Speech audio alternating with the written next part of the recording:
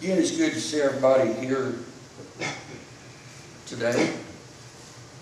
If you remember last week, I was speaking about Noah and how he trusted and obeyed God when God said to build the ark. And as far as we know, he did it without question. And I was going to follow that up today with Jonah. But I was going to look at Jonah more in the sense that Jonah ran, which he did in chapter 1, when God told him to arise and go to the city of Nineveh to warn them. Jonah, the first time, did not go to Nineveh. He got up and ran the other way. He got on board a ship to go to Tarshish, which they think was on the coast of Spain, quite a ways away from where he was supposed to go and where he was. However, as I was preparing the sermon, I took a different tact in talking in what I'm going to bring out today with Jonah. In the background, we're going to be looking at the book of Jonah. And even though it's classified as a minor prophet, he's classified as a minor prophet in the Bible. The only reason for that is because it's a short book. It's only 4 chapters long. It comes right after the shortest book of Obadiah. And that's the only reason he's named a minor prophet, is because it's short in length, not because what he said was irrelevant or not as important as the major prophets. That's totally untrue. What this book is portraying is a very serious matter and warning for us. Some people, Jonah can also be classified as a historical book because Jesus mentions Jonah in Matthew 12 verses 40 through 42 and in Luke 11:32. Jesus mentions Jonah, and he's talking about Jonah spending 3 days and 3 nights in the belly of the, he says whale, but there's some debate on if it's a whale, a shark, because some people say a whale can't swallow a human whole, but a shark can. But the actual word in Jonah just means a large fish, a great fish, is all it means. Doesn't specify a species of fish. It's just a big fish. And it can even be considered prophecy, because of the parallels that we can draw between Jonah spending 3 nights and 3 days in the belly of the whale and Jesus. We can say it's a picture of, it's a foretelling of what Jesus goes through when he's crucified on the cross and he's put in the grave. He's in there for 3 days in the earth. But it's a warning for us today. God is telling us to go and proclaim the gospel. And if you look in verse 2 of Jonah, the very first 2 words, arise, go. And he tells Jonah to go to Nineveh to proclaim the judgment that's going to come upon them unless they repent. But whenever that happens, whenever God tells us to get up and go someplace and proclaim the gospel, how many of us, like Jonah, get up and run in the opposite direction? Because we're afraid. Because we don't think we're we can handle, or we're not equipped to handle the situation we need to go into. And a lot of times, especially when we're talking about missionaries, that type of situation is called the Africa syndrome. And what that basically means is you say, oh, I don't want to go because I'm afraid I'm going to be sent to Africa. But I don't know anything about Africa. I don't know how to relate to the people. I don't know the language, the culture. But God will never send you someplace without you being prepared. You will be prepared to do what He wants you to do, and He will be with you. But we as humans at times definitely do not feel prepared to go. Now, with Jonah, the reason he didn't want to go to Nineveh is they were Gentiles. The people of Nineveh were Assyrians. And Assyria had been attacking Israel, making inroads into the nation of Israel, conquering it. And they weren't being merciful to Israel either when they did. Some of the commentaries I read is when they took prisoners, they would cut off fingers of men, women, and children. Yeah, it's going to get kind of gross here. And they would also stack skulls outside of the town, of the road leading up to the gate. They'd stack skulls by the road there as a warning to the people that were coming into town.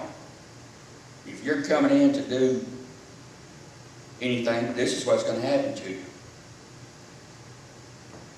Kind of like what happened back in the 1800s with the Hart brothers. Big Hart. There's that sign out on 41A where he'd been captured and they cut his head off and stuck it up in a tree, up on a pole. And it stayed there for a while. Several years, I think. And that was a reminder to people saying, hey, of course, the Hart brothers were notorious criminals. They would murder and kill anybody, cattle. They were just total out and out criminals. They did whatever they wanted. And they'd kill whole families and stuff. So the people finally had enough and they were able to finally capture them, and they administered frontier justice of not just hanging, but beheading. And put it on the road as a warning, saying, if you're going to start trouble around here, this is what's going to happen to you.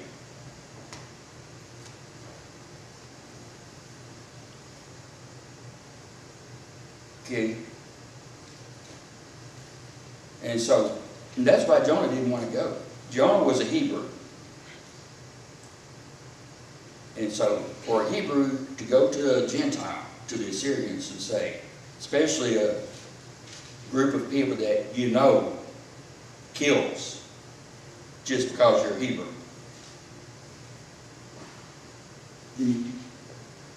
The preservation of life, the fight or flight syndrome kicks in and you flee.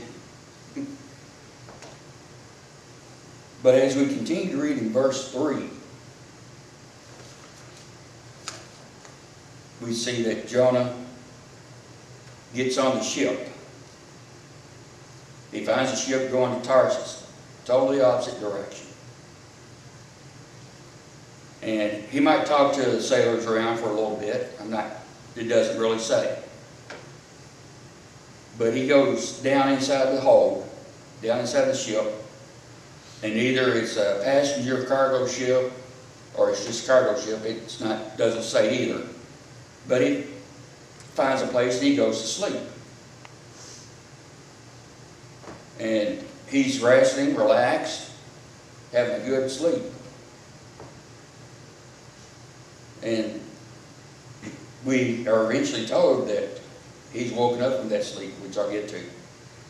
But Jonah found out he could not run from God, just like we can't. It's like that saying you hear sometimes, you can run from the police, but you can't outrun the Motorola. You know, the radio and the police will eventually catch up to you. And God will catch up to you. The only thing is, God knows exactly where you are the whole time. And we can't hide from God. Then we go into verse 4. And it says, "But the Lord sent out a great wind into the sea, and there was a mighty tempest in the sea, so that the ship was like to be broken." Now, that sounds like it's just a regular storm, but it wasn't. The actual word in Hebrew, when it's talking about the storm coming up, means it was hurled. Imagine somebody taking a baseball and throwing it as fast as they can and creating a big wave and wake in its wake. You know, all the wind that comes off that baseball, it just stirred everything up. And I mean, it was a very big storm.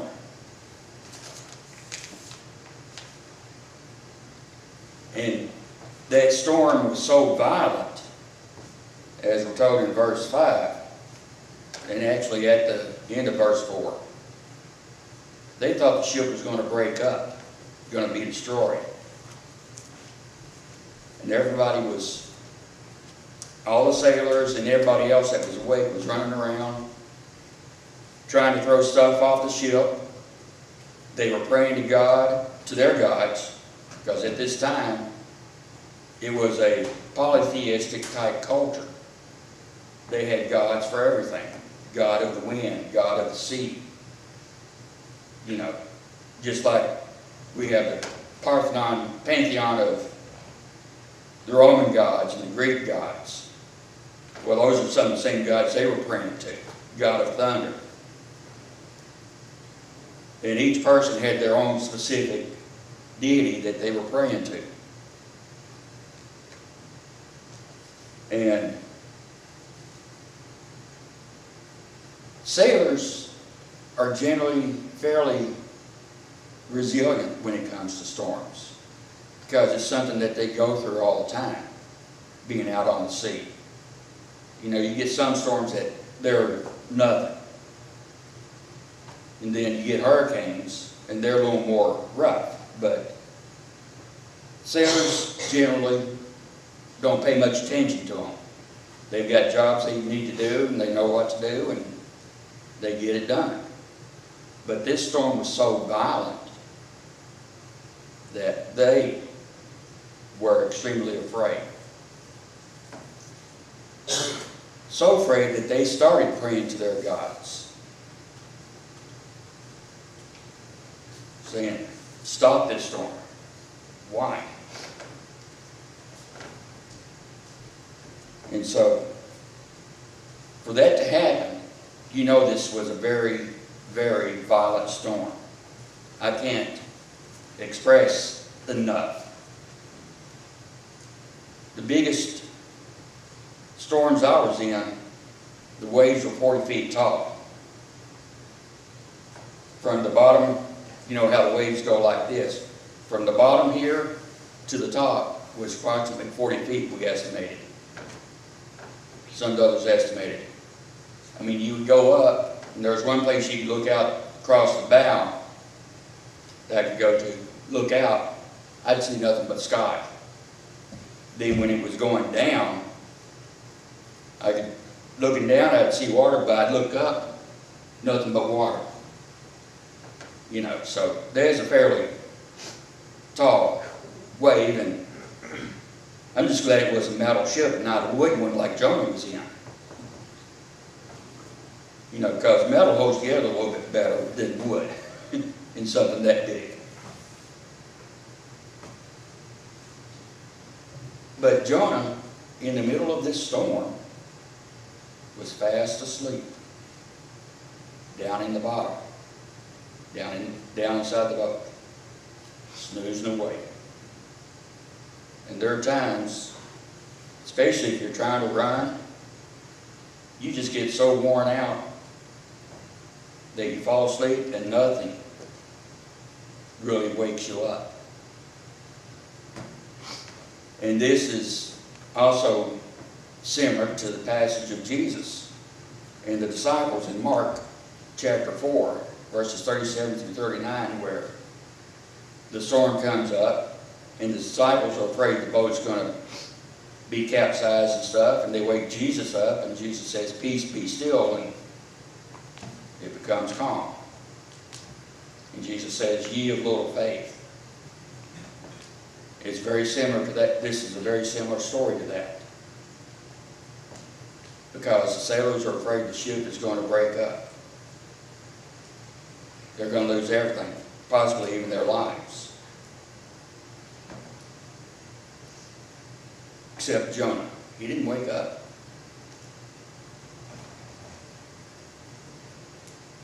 Now, getting into verse 6. Yeah, verse 6. This is where it's getting into. We have the captain coming around, or the first mate, or the ship's master. Not exactly sure, but. And he wakes Jonah up. However, I can guarantee you, the ship master didn't come in and go, "Excuse me, sir, why are you sleeping? Oh, sleeper, arise. Get up and pray to your God. We're about to lose our ship. Maybe your God will take mercy on us."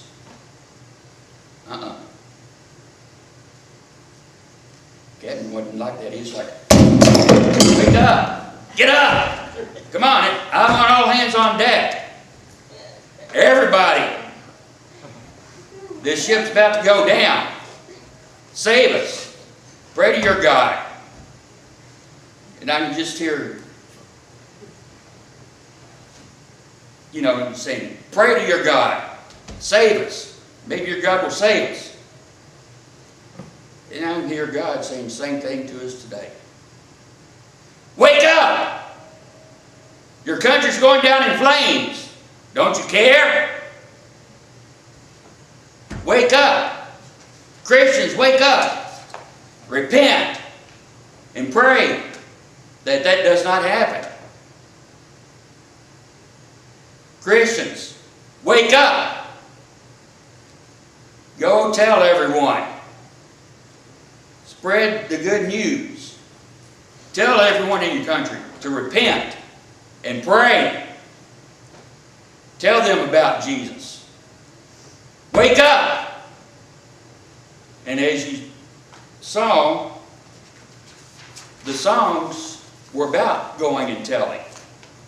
And this last invitation hymn is also about telling the joyful sound. We are to go out and tell the joyful sound of Jesus, that Jesus saves. I'm going to be down here in front, waiting for anybody to be received. If they want to make a profession of faith, join our fellowship, rededication. But we need to wake up, and we need to start telling the world about Jesus. So as we get ready to sing, I'll be down in front. Number 277.